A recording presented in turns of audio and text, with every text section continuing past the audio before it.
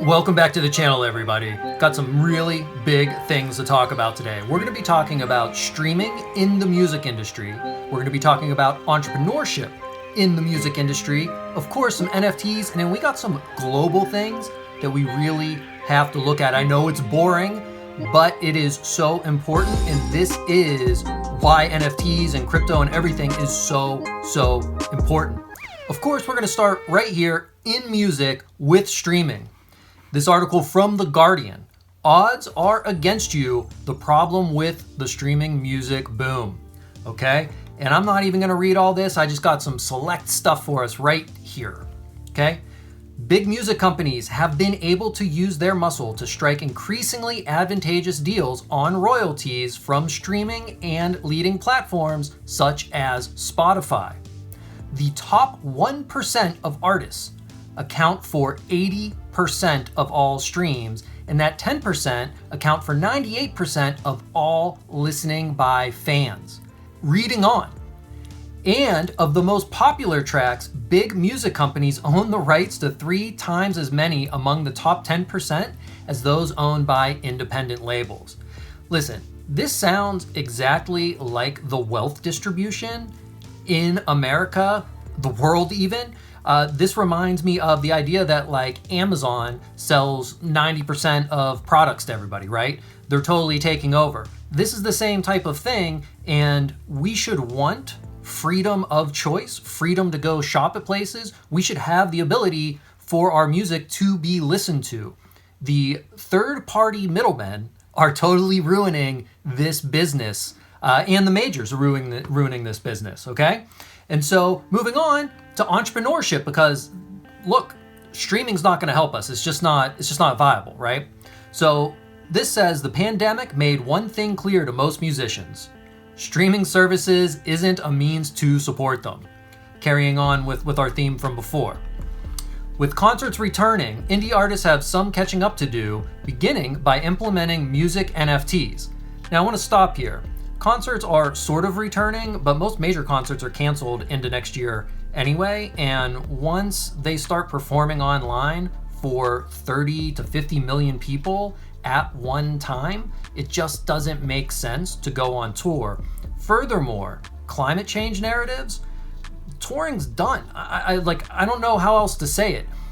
People are not going to be jet setting around the world to come fly to you to perform so you can hear your favorite song. It's just not going to happen. Definitely not in the way that it's been happening. So you need to get used to the idea that you're going to be doing stuff online, okay? Despite the recent NFT market crash, this technology still serves to be a powerful instrument for indie musicians who don't always have the same luxuries and resources available to them by mainstream platforms like Spotify and Apple Music for big-name artists.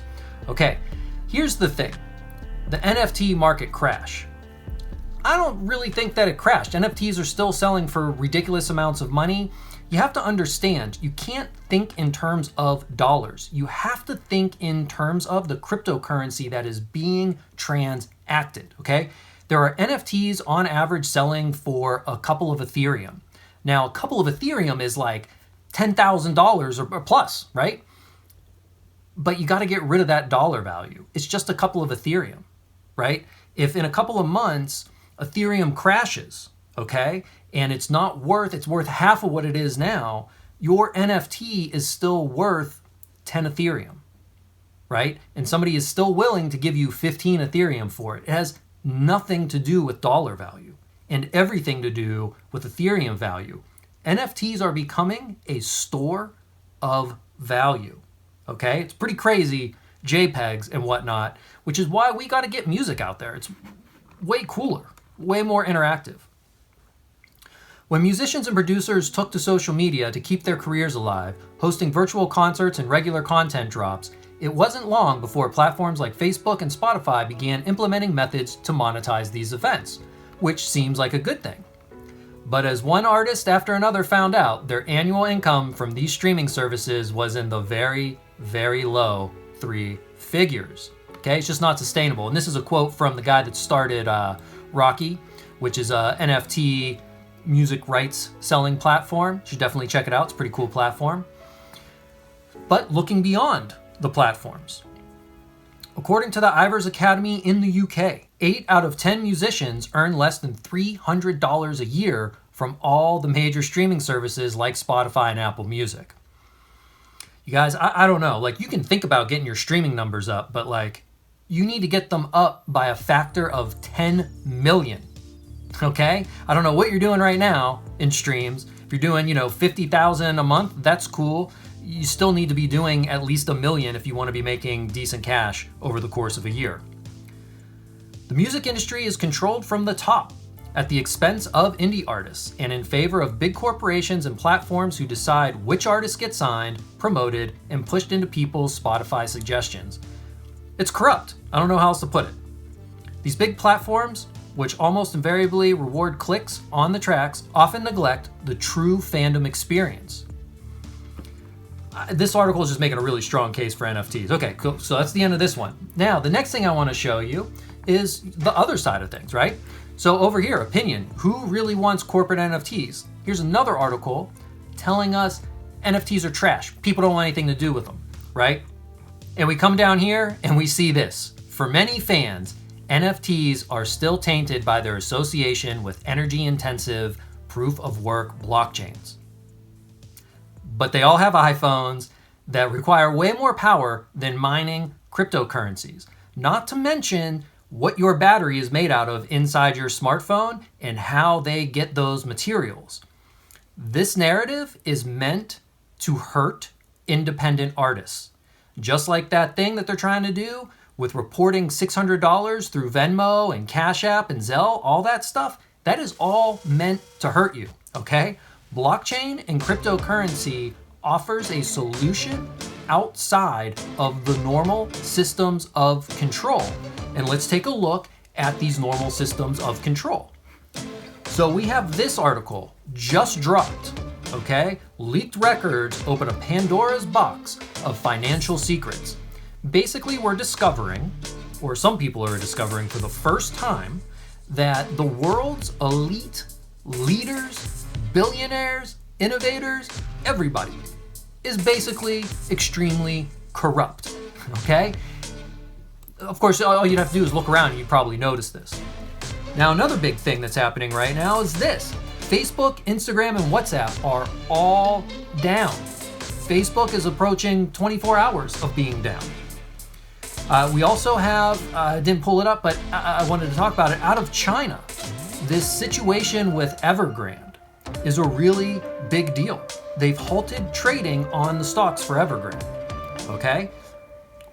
When it comes out that it is completely bankrupt, China is looking at possibly going into a recession, and this can affect the whole entire rest of the world. So back to NFTs. NFTs on decentralized networks, okay, enable us to have the freedom to sell our music the way that we want to and offer our fans the access that they want to ourselves and our music catalogs. If you're doing music because you want to get rich or you want to be popular, please continue doing Spotify, try to get on a label, do that whole thing. But if you're somebody that is creative and you're trying to make art and you're trying to make that art connect with people, I just don't see how you can shy away from NFTs. Meanwhile, this article here talking about the climate change issue, I'm minting on Polygon, which is carbon neutral. Now, they have the nerve in here to say that Polygon is interoperable with Ethereum, but like everybody is going to be building bridges over to Ethereum and from Ethereum. So that's just like a really bad argument. On top of that, Ethereum is going to be going to Ethereum 2.0, which will be using proof of stake instead of proof of work, which requires I think 1,000th of the power in order to run the network. Listen, anything that's going to get you ahead, the people in charge don't want it. Why do they want you sitting right next to them? Why do they want you successful? If they wanted you healthy and happy, you would be. Look at what they're doing right now to get us to all take a shot in the arm. So if they wanted to, they would have the power to democratize everything and give everybody a fair chance. That's just not going to happen. And that's why you have to become an entrepreneur and take everything into your own hands, learn about technologies, learn how to take advantage of them in a way that works for you, and then go do it. Don't just listen to me in the way that I would say to do it. I'm just trying to give you ideas and break down the possibilities that are out there. Listen, if you got something good out of this video, go ahead and smash that like button, subscribe if you're new here, and please share this video so that we can bring other people in.